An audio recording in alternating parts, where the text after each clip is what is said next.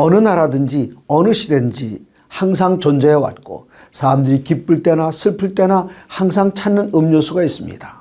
어디서나 구할 수 있지만 사람들의 삶을 망가뜨리고 가정을 해체시키고 때로는 죽음에 몰아넣기도 합니다. 바로 술입니다. 하나님께서는 성경 여러 곳에서 술을 경계하셨습니다. 이사야 5장 11절입니다. 아침 일찍 일어나 독주를 마시며 밤이 깊도록 포도주에 취하는 자들은 화 있을진저. 사람들은 조금씩 마시는 것은 몸에 해롭지 않고 경우에 따라서는 이롭다고 합니다. 그러나 알코올은 소량이라 할지라도 건강에 영향을 미칩니다. 사람의 몸은 성령께서 거하시는 하나님의 전입니다. 알코올은 영적으로, 지적으로, 신체적으로 건강을 해칩니다. 항상 깨끗한 정신과 건강한 몸으로 하나님을 섬기기 위해 술을 멀리해야 합니다. 물질주의가 만연한 세상에서 금전은 하나님의 경쟁자입니다. 많은 사람들에게 돈이 신과 같은 위치에 있어 어떤 사람들은 금전 만능의 시대라고 말하고 돈이 있으면 있는 죄도 없어지고 돈이 없으면 없는 죄도 만들어지기 때문에 유전무죄, 무전유죄라는 말도 생겼습니다. 누가복음 16장 13절입니다. 집 하인이 두 주인을 섬길 수 없나니 혹 이를 미워하고 저를 사랑하거나 혹 이를 중히 여기고 저를 경히 여길 것임이니라. 너희는 하나님과 재물을 겸하여 섬길 수 없느니라. 재물은 사라지지만 하나님은 영원하십니다.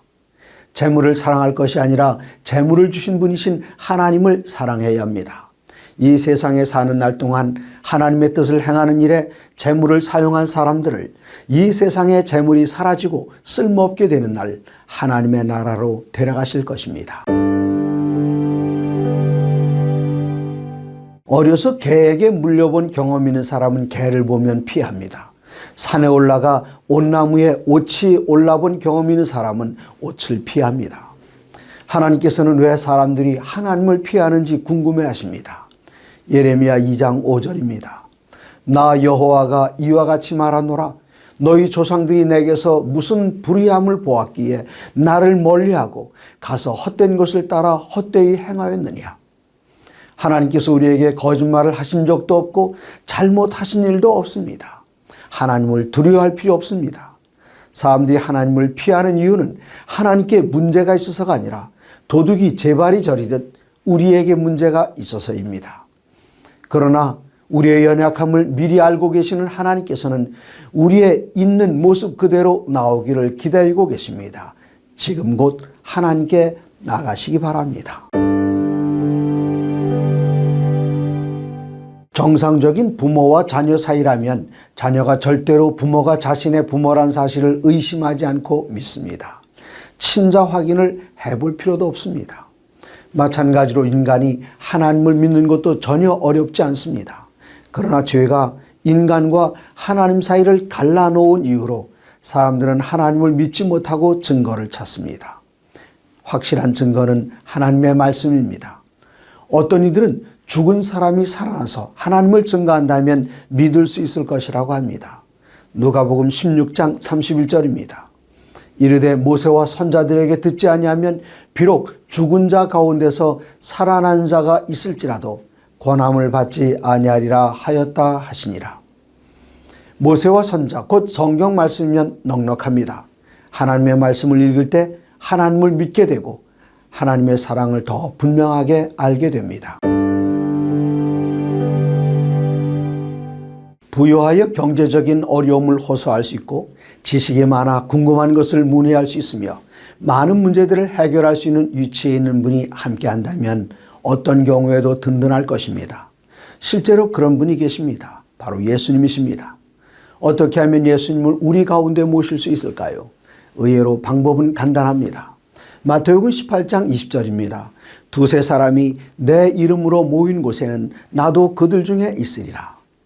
예수님을 우리의 삶 속에 모실 수 있는 방법은 형제들과 연합하여 함께 기도하는 것입니다. 예수님은 우리의 기도를 듣고 응답하실 뿐만 아니라 오셔서 함께 계시겠다고 약속하셨습니다. 하나님께 감사드리기 위해 나의 어려움을 함께 나누기 위해 그리고 형제의 문제를 주님께 아뢰기 위해 함께 기도드릴 파트너를 오늘 찾아보시기 바랍니다. 우리에게 탁월한 믿음이 있었으면 좋겠습니다. 어느 날 제자들이 예수님에게 나아가 우리에게 믿음을 더하소서라고 했을 때 이야기를 들려주셨습니다. 종들이 밭에 나가서 일하고 돌아와 피곤한 몸을 이끌고 주인의 저녁상을 차려줍니다. 주인은 하루 종일 놀고 지내다가 밭에서 돌아온 종이 저녁을 차려주면 수고했다는 말도 칭찬의 말도 한마디 하지 않습니다. 누가복음 17장 10절입니다. 이와 같이 너희도 명령을 받은 것을 다 행한 후에 이르기를 우리는 무익한 종이라 우리가 하여야 할 일을 한 것뿐이라 말할지니라. 주님께서 명한 것을 당연히 그렇게 해야 하는 것으로 알고 순종할 때 믿음이 더해집니다. 작은 순종이 큰 순종으로, 작은 믿음이 큰 믿음으로 자라납니다. 순종에 대한 칭찬을 오늘 듣지 못한다고 해도 주님 오시는 날 듣게 될 것입니다.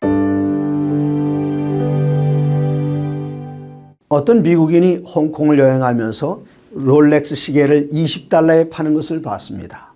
자신이 차고 있는 진품 롤렉스 시계와 전혀 차이가 없어 보였습니다. 친구들에게 선물하려고 여러 개를 샀습니다. 미국으로 입국하는 길에 세관에서 문제가 생겼습니다. 세관에서는 진품의 가격으로 세금을 부과했습니다. 아무리 가짜라고 설명해도 세관원은 물러서지 않았습니다. 하는 수 없이 시계를 사는데 지불한 돈보다 엄청난 세금을 더 물어야 했습니다. 이사야 29장 15절입니다. 자기의 계획을 여호와께 깊이 숨기려 하는 자들은 화 있을진저 그들의 일을 어두운 데서 행하여 이르기를 누가 우리를 보랴 누가 우리를 알려 하니. 하나님 앞에서는 아무것도 숨길 수 없으며 드러나지 않는 것은 아무것도 없습니다. 정직하신 주께서 정직한 의인의 길을 평탄하게 하실 것입니다. 세상에서 가장 큰 슬픔이 있다면 사랑하는 사람과의 이별이며 이별 가운데서도 사별일 것입니다. 사랑하는 사람이 죽어 숨도 쉬지 않고 움직이지 않을 때 죽은 게 아니고 잠든 것이라면 얼마나 좋을까요? 잠들었으면 아침에 눈을 뜨고 기지개를 켜며 일어날 것이기 때문입니다. 예수님의 사랑하는 친구 나사로가 죽었을 때 예수께서 말씀하셨습니다. 요한복음 11장 11절입니다. 이 말씀을 하신 후에 또 이르시되 우리 친구 나사로가 잠들었도다. 그러나 내가 깨우러 갔노라. 성경에서는 죽음을 잠으로 표현하고 있습니다. 예수께서 재림하실 때에 깨우시고 예수께서 깨우시면 일어나기 때문입니다. 인류를 위해 생명을 내어주시고 부활하신 주님께서 믿음 안에 잠든 모든 이들을 다시 깨우실 부활의 약속이 우리의 소망을 확실하게 해줍니다. 오래전에 수도시설이 없는 시골 사람이 서울에 올라왔습니다. 물을 얻기 위해서는 한겨울에도 공동 우물에 가서 물을 길어와야 했는데 서울 사람들은 벽에 붙어있는 수도꼭지만 돌리면 찬물과 따뜻한 물을 마음대로 사용했습니다. 주인 몰래 수도꼭지를 빼서 집에 갖고 갔지만 아무리 돌려도 물이 나오지 않았습니다. 상수도원에 연결된 파이프에 연결되어 있어야만 물을 얻을 수 있습니다. 수도꼭지만으로는 아무 소용이 없습니다. 요한복음 15장 5절입니다. 나는 포도나무요 너희는 가지라. 그가 내 안에 내가 그 안에 거하면 사람이 열매를 많이 맺나니 나를 떠나서는 너희가 아무것도 할 수 없습니다. 아무리 잘난 사람도 예수님을 떠나서는 아무것도 할 수 없습니다. 능력의 근원 되시는 예수님으로부터 풍성하게 공급받으며 사시기 바랍니다. 세상 모든 사람들이 경험하게 되는 것은 출생과 사망이지만 이 세상에 누구도 죽었던 경험을 이야기할 수 있는 사람은 없습니다. 죽다가 살아난 사람은 있어도 죽었다가 살아난 사람은 없기 때문입니다.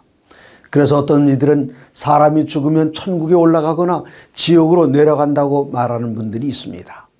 요한복음 11장 43절 44절입니다.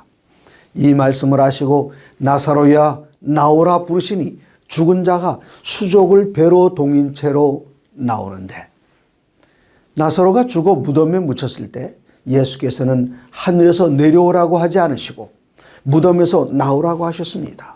사람이 죽어 하늘에 간다면 좋은 곳에 간 사람을 인하여 슬퍼할 필요도 없고 굳이 내려오라고 할 필요가 없습니다. 죽은 사람은 예수께서 재림하실 때까지 죽음의 잠을 자다가 부활을 맞이하게 될 것입니다.